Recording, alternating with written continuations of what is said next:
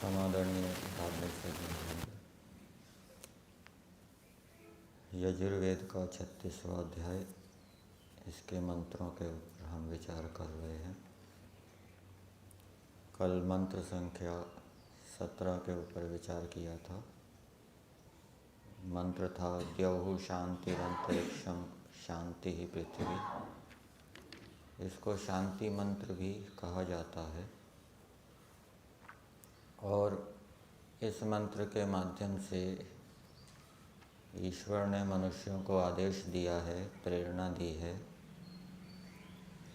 कि वे संसार के अंदर जितने भी पदार्थ हैं, जड़ चेतन पदार्थ, उनसे सुखों को प्राप्त करें। सभी पदार्थ हमें सुख देने वाले हो, कोई भी पदार्थ दुख देने वाला ना हो, ऐसा प्रयास मनुष्य करें। और उसके लिए मनुष्यों को क्या प्रयास करना पड़ेगा, क्या बताया था कि एक तो वो अधिक से अधिक आध्यात्मिक और भौतिक विद्याओं का संग्रह करे, जितना उसके पास शक्ति है, सामर्थ्य है, पूरा दम लगा दे, पूरा जोर लगा दे उन विद्याओं को प्राप्त करने के लिए।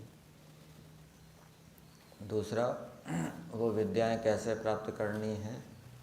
ऋषियों की शैली से प्राप्त करनी है, धर्माचार करते हुए, सत्याचार करते हुए, अपने जीवन को पवित्र निर्मल बनाते हुए, रखते हुए, और साथ साथ में ईश्वर की उपासना करते हुए उन विद्याओं को प्राप्त करें।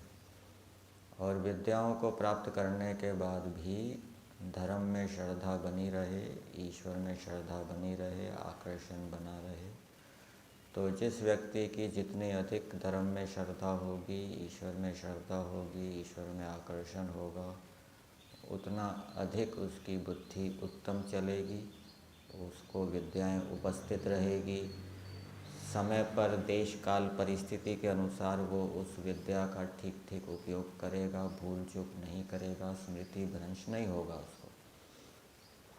जैसे मान लीजिए कोई व्यक्ति शिकार करने के लिए गए जंगल में, उनके पास राइफल आदि थी, बंदूकें आदि थी, उनको बंदूकें चलाने की विद्या थी, लेकिन बीच में जंगल में कुछ देर रुककर उन्होंने सोचा चलो बाहर टहल लेते हैं, बैठे बैठे थक गए, यहाँ कोई शिकार तो मिलेगा नहीं, आगे मिलेगा।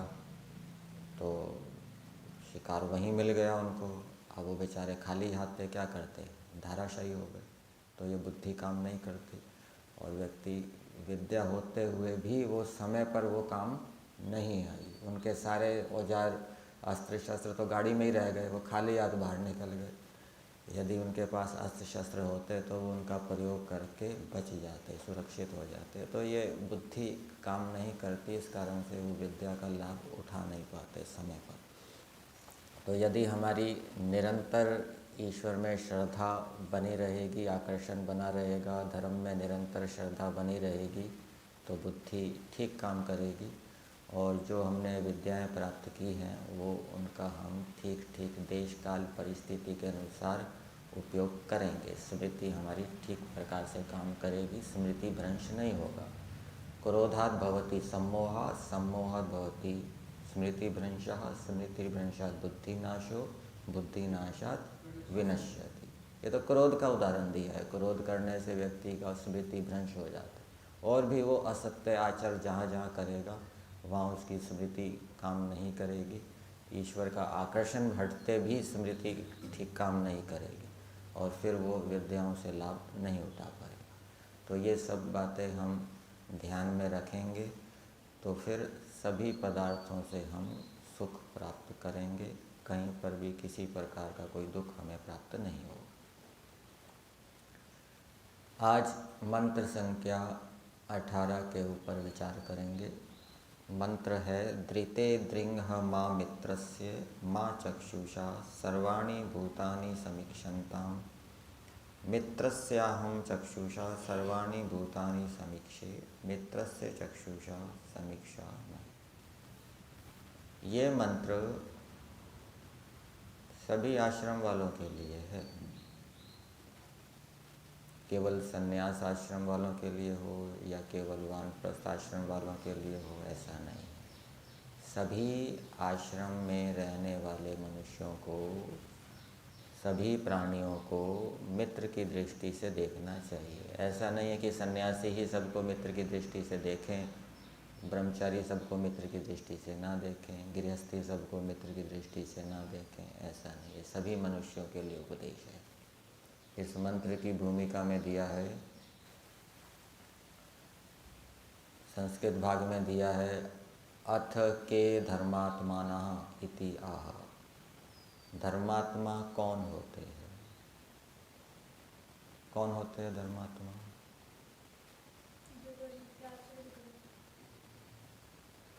जो धर्म का आचरण करते हैं। और धर्म क्या है वो इस मंत्र के अंदर बताया है। जो सबको मित्र की दृष्टि से देखते हैं, सभी प्राणियों को मित्र की दृष्टि से देखते हैं, वो धर्मात्मा होते हैं, वो धार्मिक होते हैं। मित्र की दृष्टि से देखने का मतलब क्या है? जैसे हम अपना सुख और उन्नति चाहते हैं, वैसे ही सबका सुख और उन्नति चाहना, ये है सबको मित्र की दृष्टि से देखना, सभी प्राणियों के लिए। मंत्र में संबोधन है धृते, ये परमेश्वर के लिए आया है। धृति शब्द है, संबोधन में धृते हो गया। इसका अर्थ किया है अविद्या रूपी अंधकार के निवारक जगदीश्वर और विद्वान, दोनों से प्रार्थना की गई है। परमेश्वर से भी प्रार्थना की गई है और विद्वानों से भी प्रार्थना की गई है कि हे परमेश्वर अथवा हे विद्वानों, ऐसी कृपा कीजिए जिससे कि हम सभी प्राणियों को मित्र की दृष्टि से देखें और सब प्राणी हमें भी मित्र की दृष्टि से देखें। परमेश्वर अविद्या रूपी अंधकार के निवारक हैं। योग दर्शन के अंदर सूत्र आता है, योग अंग अनुष्ठानात् अशुद्धि क्षय ज्ञान दीप्ति आविवेक्य। तो परमेश्वर अविद्या रूपी अंधकार का नाश किसका करते हैं? यहाँ पर तो दिया है अविद्या रूपी अंधकार के निवारक परमेश्वर। तो अविद्या रूपी अंधकार का निवारण परमेश्वर किसका करते हैं? कौन से मनुष्यों का करते हैं? जो योग के अंगों का अनुष्ठान करता है, ईश्वर उसके अविद्या रूपी अंधकार का नाश कैसे करते हैं? विद्या देते हैं। विद्या अविद्या का विरोधी है, विद्या से अविद्या का नाश होता है। तो इस प्रकार परमेश्वर अविद्या रूपी अंधकार के नाशक है और स्वयं भी परमेश्वर अविद्या रूपी अंधकार से परे है। संध्या के मंत्र में बोलते हैं उद्वयम तमसस परि, ईश्वर स्वयं अविद्या रूपी अंधकार से परे है और अविद्या रूपी अंधकार को दूर करने वाले भी है। ऐसे ही हमें भी बनना चाहिए, जैसे ईश्वर है वैसे हम भी बने।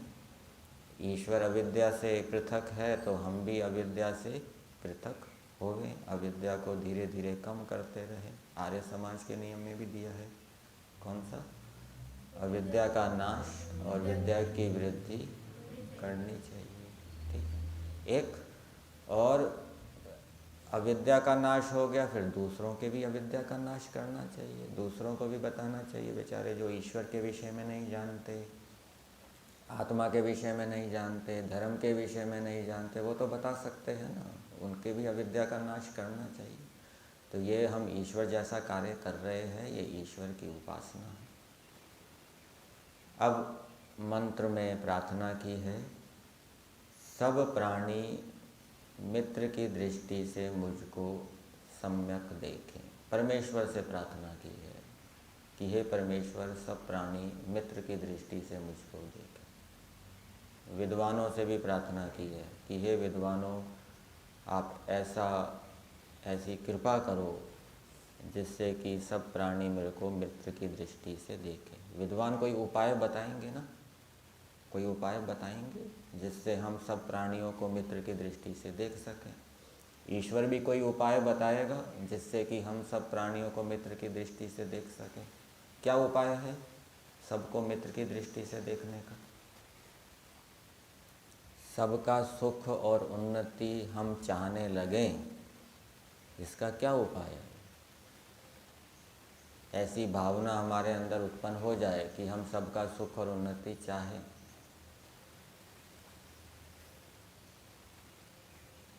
इसका एक उपाय है, ईश्वर का चिंतन करें।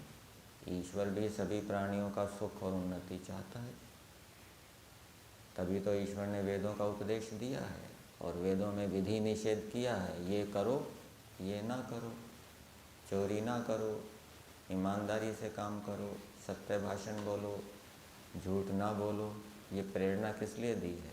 कि जीवात्मा मनुष्य उन्नति को प्राप्त हो, सुख को प्राप्त हो। और पाप कर्मों का फल भी बताया है, असूर्या नाम ते लोका अंधेन तमसा वृता। ये किस लिए बताया है? कि मनुष्य पाप से बचे। धर्म के फल भी बताए हैं। तो ईश्वर सब प्राणियों का सुख और उन्नति चाहता है। इस रूप में जब हम ईश्वर का चिंतन करेंगे, ईश्वर का विचार करेंगे, ईश्वर का ध्यान करेंगे, तो ये गुण, ये विशेषता भी हमारे अंदर आएगी कि परमेश्वर सभी प्राणियों का सुख और उन्नति चाहते हैं। क्यों चाहते हैं? परमेश्वर सभी प्राणियों का सुख और उन्नति क्यों चाहते हैं?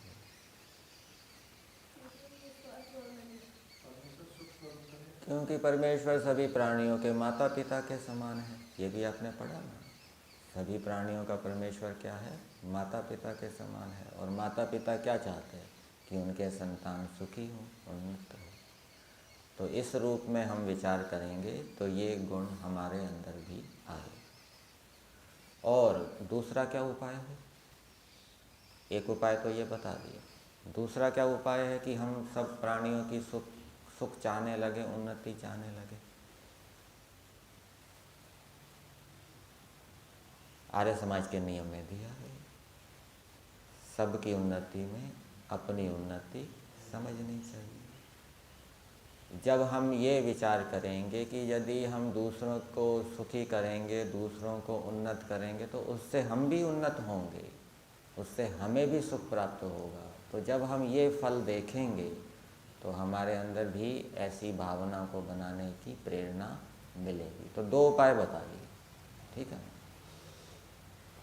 तो इन उपायों का अभ्यास करना चाहिए, उनके लाभों को बार बार विचार करना चाहिए। तो ये परमेश्वर से प्रार्थना की है, परमेश्वर ने हमें उपाय बताए हैं।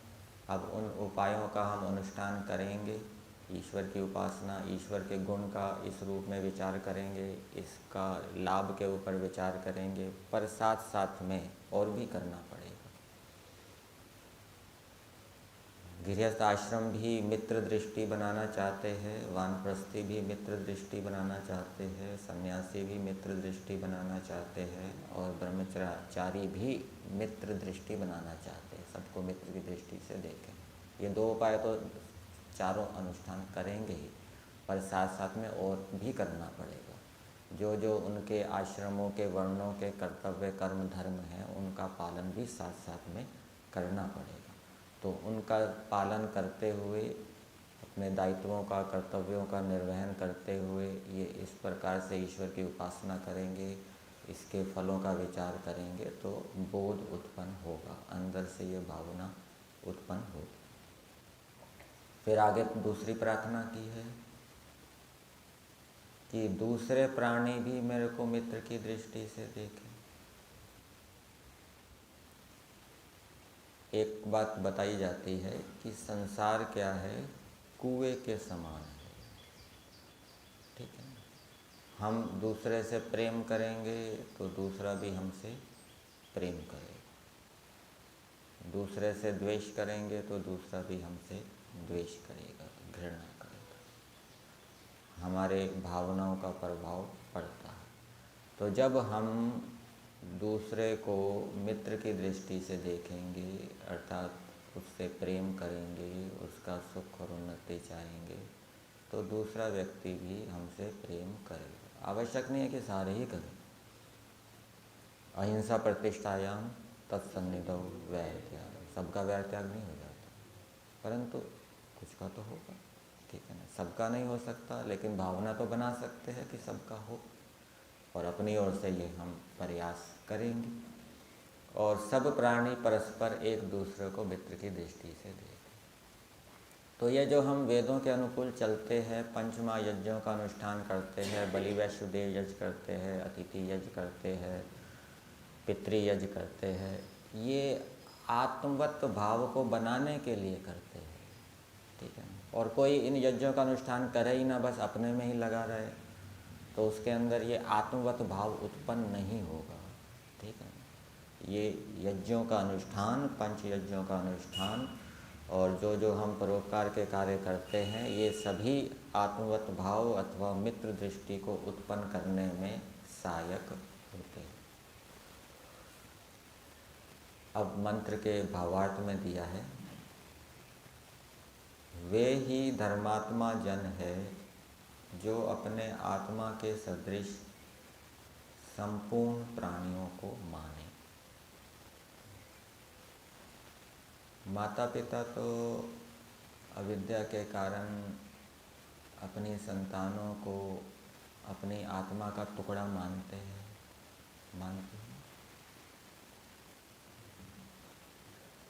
वो जमीन जायदाद को भी अपनी आत्मा का टुकड़ा मानते हैं। कोई धन संपत्ति का नाश हो जाता है, मानते हैं अरे मैं लुट गया, बर्बाद हो गया। और संतानों को कुछ हानि हो जाए तो वो अपनी हानि समझते हैं। वो आत्मा का टुकड़ा तो मानते ही है, आत्मा के समान मान रहे हैं, ठीक है ना। परंतु वो उनका एक अंश ठीक है, एक अंश गलत है, ठीक है ना। ऐसा नहीं है कि उनकी आत्मा टूट कर उनकी संतान में चली गई है एक हिस्सा, बाकी वो जो अपने समान उनका सुख और उन्नति चाहते हैं, ये आत्मवत व्यवहार है। बाकी ये मानना कि हमारी आत्मा का हिस्सा निकल कर उनमें चला गया, कुछ ऐसा नहीं, ठीक है। तो जैसे माता पिता अपनी संतानों को आत्मा के तुल्य मानते, दृष्टांत है, ठीक है ना, वैसे ही सबको दूसरे प्राणियों को आत्मा के तुल्य मानना चाहिए। राजा के विषय में भी बताया गया है। आप महर्षि दयानंद जी का वेद भाष्य पढ़ेंगे तो वहाँ पर मंत्र के भावार्थ में आपको मिलेगा कि राजा प्रजा को पुत्र के समान उनका पालन करे, ठीक है ना। अर्थात सदा उनका सुख और उन्नति चाहे। सन्यासी है वो भी सबका पुत्रवत सबको देके सबका सुख और उन्नति चाहे। इसी प्रकार से गुरु आचार्य भी हैं और माता पिता तो मानते ही हैं। तो जो अपने आत्मा के सदृश संपूर्ण प्राणियों को मानते हैं, संपूर्ण प्राणियों को, मनुष्य नहीं, मनुष्य से भिन्न प्राणियों को भी। आप संस्कृत वांग में पढ़ेंगे तो ऐसे उदाहरण मिलेंगे कि जो पार्वती आदि के उदाहरण या दूसरे, कि वो पुत्र के समान पौधे का पालन करते हैं, वृक्ष का पालन करते हैं, जैसे वो उसके पुत्र हो। इसी प्रकार से जो कुछ प्राणी पालते भी हैं तो वो पुत्र के समान उनका पालन करते हैं, ठीक है। सभी प्राणियों के प्रति ऐसी भावना हो कि उनको सुख हो, कष्ट ना हो। फिर दूसरी बात बताई, किसी से भी द्वेष ना करे। कौन धर्मात्मा जन है उसके बारे में बता रहे हैं। एक पहली बात ये बताई कि जो संपूर्ण प्राणियों को अपनी आत्मा के सदृश मानते हैं, अर्थात उनका सुख और उन्नति चाहते हैं, और किसी से भी द्वेष ना करें। ये दोनों का संबंध जुड़ा हुआ है। जो सबको अपनी आत्मा के सदृश मानेगा तो द्वेष क्यों करेगा? द्वेष नहीं करेगा, ठीक है। जो अपनी आत्मा के सदृश नहीं मानेगा वो द्वेष करेगा। द्वेष करने में क्या होता है? वो दूसरे की हानि चाहता है, दूसरे का विनाश चाहता है, दूसरे का कष्ट चाहता है। अपना तो कोई कष्ट चाहता नहीं, अपनी तो कोई हानि चाहता नहीं, ठीक है। तो द्वेष ना करने का उपाय क्या है? द्वेष भाव से कैसे बचें? मित्र की दृष्टि से देखने के दो उपाय बताए, ठीक है। और द्वेष ना करने के उपाय, वो दो उपाय तो इस पे भी घट जाएंगे। द्वेष ना करने में जो दो उपाय बताएं, ठीक है ना, वो तो इसमें भी घट जाएंगे। लेकिन द्वेष ना करने के और भी उपाय हैं। कौन कौन से उपाय हैं? ईश्वर और जीव का चिंतन करें, ठीक है। ईश्वर के चिंतन में एक विभाग तो वही हो जाएगा, ईश्वर सबका माता पिता है, सबका सुख और उन्नति चाहता है। और एक ईश्वर के चिंतन में एक विभाग ये है, हम संध्या के मंत्रों में भी बोलते हैं, ईश्वर की न्याय व्यवस्था के ऊपर विचार करें। योस्मान द्वेष्टि यम च वयम विस्मः अम्बोजम दे। ईश्वर न्यायकारी है, सबके कर्मों का हिसाब रखने वाला है, सबके कर्मों को जानने वाला है। कोई ईश्वर की न्याय व्यवस्था से बच नहीं सकता। तो ये बात जब हमें समझ में आ जाएगी तो फिर हम किसी से द्वेष नहीं करेंगे। और ईश्वर सबको माता पिता, ईश्वर सबका माता पिता के समान है, ये विचार भी हमें द्वेष भाव से बचाएगा। और जीवात्मा के विषय में चिंतन करें। द्वेष भाव से बचने के लिए द्वेष के अनेक कारण होते हैं। किसी व्यक्ति के प्रति द्वेष होता है तो उसमें अनेक कारण होते हैं। विचार नहीं मिलते, सामने वाला व्यक्ति प्रतिकूल आचरण कर देता है, द्वेष उत्पन्न हो जाता है। तो वहाँ पर जीवात्मा के स्वरूप के विषय में विचार करना चाहिए कि कोई भी व्यक्ति हमारे बिल्कुल 100% विचार वाला नहीं हो सकता, कुछ ना कुछ विचार भेद रहेगा, ठीक। सामने वाला व्यक्ति हमें पूर्ण रूप से तृप्त नहीं कर सकता, हमेशा हमें सुखी नहीं कर सकता। क्यों नहीं कर सकता? क्योंकि वो अल्पज्ञ है, अल्प सामर्थ्य है। और द्वेष भाव से बचने का उपाय, सामने वाले व्यक्ति के सामर्थ्य पर भी ध्यान देना चाहिए। उसका सामर्थ्य कम है और हम अधिक सामर्थ्य की कल्पना कर लें कि भाई ये 4 घंटे काम कर लेगा, लेकिन उसका काम करने का सामर्थ्य केवल 2 घंटे ही है, और जब 4 घंटे नहीं करेगा तो द्वेष होगा। तो हर एक के सामर्थ्य को भी हम ध्यान में रखें, उसका सामर्थ्य कितना है, शरीर की स्थिति कैसी है, उसके संस्कार कैसे हैं। तो इन सब बातों पे ध्यान देंगे तो सामने वाला व्यक्ति जब प्रतिकूल व्यवहार करेगा तो उसके प्रति द्वेष भाव उत्पन्न नहीं होगा। कभी कभी द्वेष का कारण ये भी हो जाता है कि मैं कर्म कर रहा हूँ, ये मेरे कर्मों का फल ले लेगा, ये विचार भी आ जाता है कि मैं इसके काम में सहयोग दे रहा हूँ, ये मेरे काम के कारण बढ़ जाएगा, मतलब कि मेरे कर्म का फल इसको मिल जाएगा। तो ऐसा भी नहीं विचारना चाहिए कि हमने जो कर्म किया है, हम जैसा चाहते हैं वैसा ही हमें कर्म का फल मिलेगा। हम यदि ये चाहते हैं कि दूसरे को मेरे कर्म का फल नहीं मिले तो ईश्वर नहीं देगा। ये भी हमें विचार करना चाहिए कि जैसा हम चाहेंगे कर्म का फल हमें वैसा ही मिलेगा। दूसरा हमारे कर्मों का फल नहीं ले सकता, हमें हमारे कर्मों का फल हमें ही मिलेगा। तो ये कुछ उपाय हैं जिनसे हम द्वेष भाव को दूर कर सकते हैं। जीवात्मा नित्य है, अविनाशी है। सामने वाले ने अपमान कर दिया तो व्यक्ति ये सोचता है मैं घट गया। सामने वाले ने कोई हमारी धन संपत्ति को चुरा कर ले गया, हम सोचते हैं हम घट गए। आत्मा नहीं घटता। धन संपत्ति के नाश होने से अथवा अपमान होने से आत्मा नाश नहीं होता, आत्मा अजर है, अमर है। ये भी हम विचारेंगे तो द्वेष भाव उत्पन्न नहीं होगा। कोई मेरा कुछ भी नहीं बिगाड़ सकता, मैं वैसा का वैसा रहूँगा।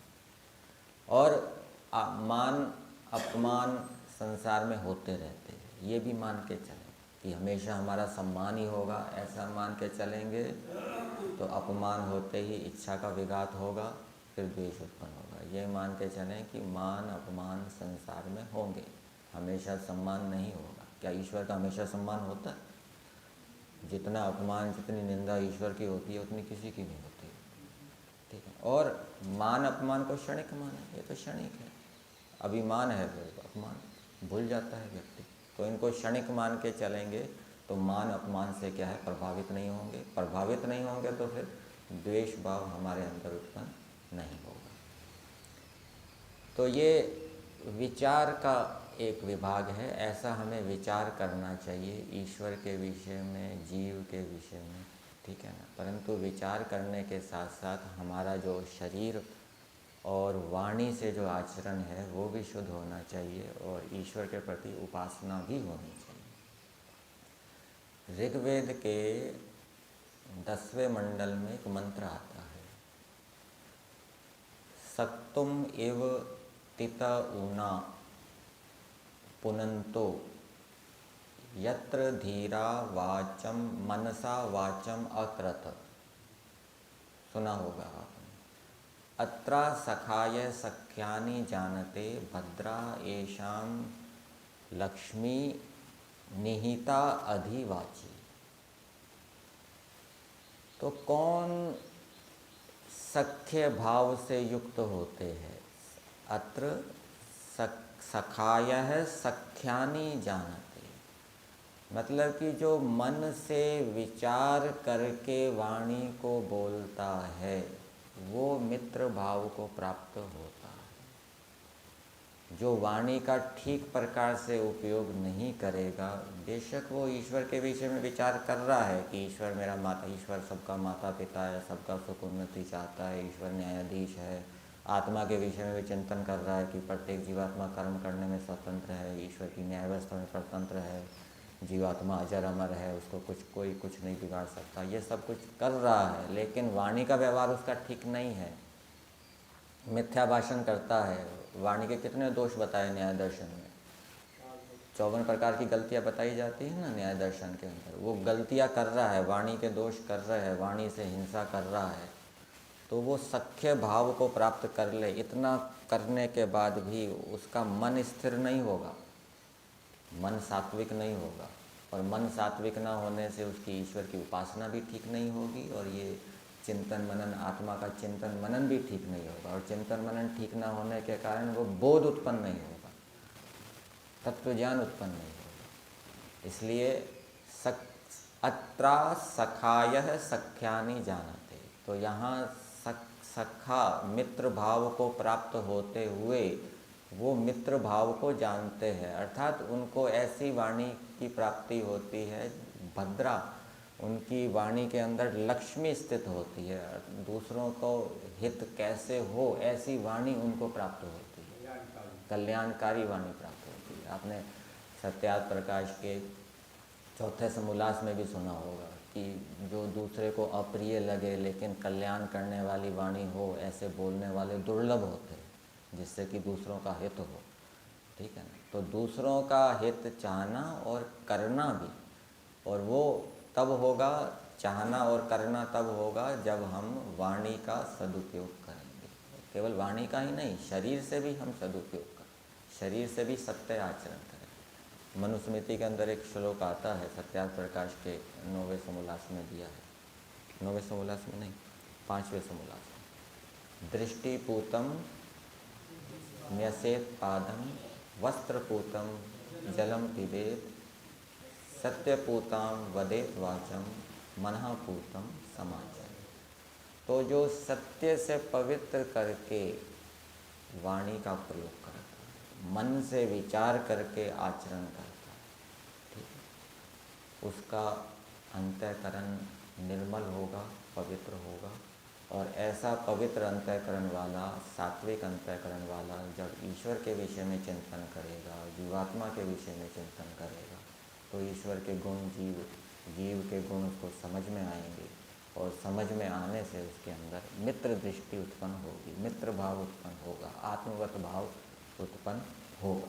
तो ये उसके साथ साथ जिसकी जितना ईश्वर के प्रति आकर्षण होगा, उतना जल्दी वो मित्र भाव को प्राप्त करेगा। अब चिंतन तो कर रहा है ईश्वर के विषय में, ईश्वर माता है, पिता है, सबका सुख चाहता है, आत्मा के विषय में भी चिंतन कर रहा है, आत्मा स्वतंत्र है, हम क्या कर सकते हैं। लेकिन ईश्वर के प्रति आकर्षण नहीं है, तो वो समझ में आ जाए वो देर से होगा।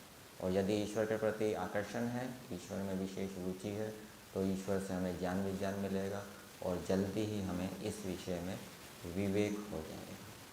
तो किसी से भी जो द्वेष ना करे वो धर्मात्मा है, और मित्र के सदृश सबका सदा सत्कार करे।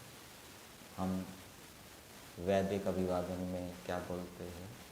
नमस्ते। और नमस्ते का अर्थ क्या दिया है आरुद्ध शरतमाला में? मैं आपका मान्य करता। तो सबका सत्कार करना, सबका सत्कार करने का मतलब क्या है? सबका सुख और उन्नति चाहते हुए उसके लिए क्रिया करना। बलि वैष्णदेव यज्ञ में हम प्राणियों को देते हैं, उनका सत्कार कर रहे हैं, ये क्रिया कर रहे हैं ना, अंदर से चाहते हुए उनके लिए क्रिया कर रहे हैं। इसी प्रकार से विद्वानों का सत्कार करते हैं, अतिथि सेवा करते हैं, तो वहाँ पर भी उनका सुख और उन्नति चाहते हैं कि ये विद्वान बने रहें, इसलिए हम इनका सत्कार कर रहे हैं, इनका बल शक्ति सामर्थ्य बना रहे। तो वे ही धर्मात्मा जन हैं जो सबका सुख और उन्नति चाहते हैं और किसी से द्वेष नहीं करते और सबका सदा सत्कार करते हैं। द्वेष भाव से बचने का एक उपाय ये भी है कि हम दूसरों के गुणों और उपकारों को हमेशा याद रखें।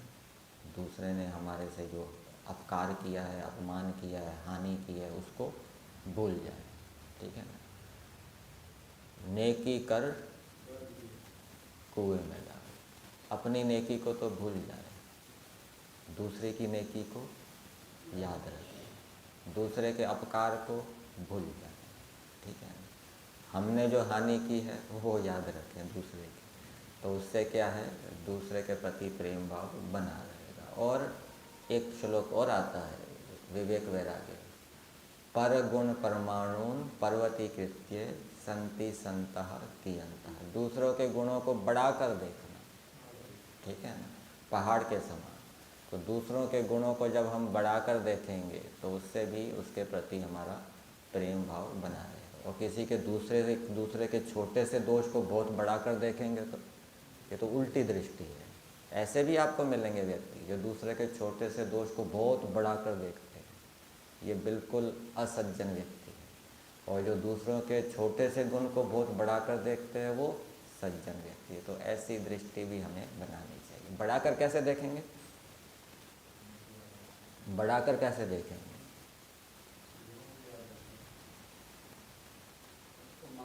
बढ़ाकर देखने का मतलब है, मान लीजिए एक व्यक्ति 1 घंटे काम करता है, दूसरा व्यक्ति 4 घंटे काम करता है और एक व्यक्ति कुछ काम करता ही नहीं। तो एक तो ये है घटाकर देखना कि ये क्या है, तो 1 घंटे काम करता है, तो 4 घंटे काम करता है, ये घटाकर देख दिया। और जब उसके साथ तुलना करेंगे, वो ना करने वाले तो अच्छा है, जो नहीं करता उससे तो अच्छा है, 1 घंटे तो कर रहा है, ये बढ़ाकर देखना, ठीक है ना। गुरुकुल में आ गया, ठीक है ना, क्या गुरुकुल में आ गया, कुछ इसको आता तो है नहीं, संस्कार तो है नहीं। चलो उससे तो अच्छा है जो विद्यालयों में पढ़ रहे हैं, उनसे तो अच्छा है, कुछ तो संस्कार पढ़ेंगे। तो ये क्या है, बढ़ा कर देखना। तो इसको इस प्रकार देखने से भी हमारा क्या है, प्रेम भाव बना रहता है। उपकारों को भी बढ़ाकर देखना चाहिए, गुणों को भी बढ़ाकर देखना चाहिए कि भाई इसने दान दिया, 1000 रुपये दान दिया, उससे तो अच्छा है जिसने कुछ भी नहीं दिया। और ऐसे देखने लग जाए, उसने लाख दिया, इसने क्या दिया, इसने 1000 दिया, ये घटाकर देख रहे हैं। ऐसा नहीं देखना, ना देने वाले से तो अच्छा। तुलनात्मक जब हम करेंगे तो बढ़ना घटना वहाँ पर होता है। तो मंत्र का संदेश मनुष्यों के लिए ये है परमेश्वर का कि आप सब आपस में प्रेम पूर्वक रहो, सबकी उन्नति चाहो, सबका सुख चाहो और उसके लिए प्रयास भी करो। तो हम वेदों के अनुकूल चलेंगे, वेद आदि शास्त्रों के अनुकूल चलेंगे और अपने अपने कर्तव्यों का, धर्मों का ठीक ठीक प्रकार से पालन करेंगे, तो ये धीरे धीरे आत्मवत भाव हमारे अंदर आ जाएगा। यही